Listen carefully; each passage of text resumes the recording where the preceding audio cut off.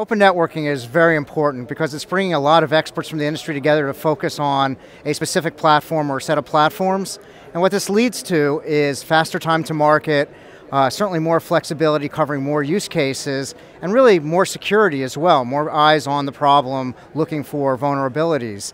I think historically when we look at networking and open source, what we see is that disruptive innovations first occur through one or maybe several proprietary solutions, but if they're successful, then it becomes subsumed by the open source community, and that's what really grows it and takes it to full market. And I think we're just on the verge of seeing that now for SDN and for NFV. This is really the beginning, I think, of something very important where no longer is it this vendor's piece has to interoperate with this vendor's piece. It's more, here's a common framework that's defined and driven by the industry, and we all will plug into it no matter what layer of networking that we supply into this overall architecture. Open does impact the optical network, but it's much trickier, I believe, than the packet network or the applications networks.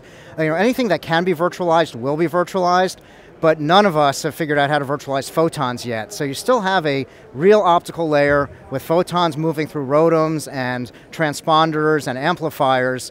And there's a lot of parameters there that don't fit easily into an SDN model.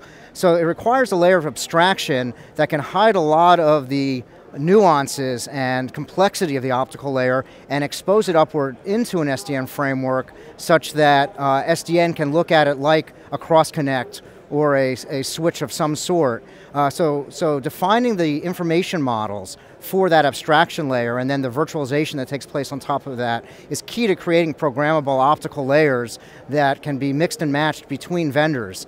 So you have a domain maybe of one vendor, a separate domain of another vendor, but yet a common control plane at the SDN layer that's able to do all of the configuration management and the provisioning.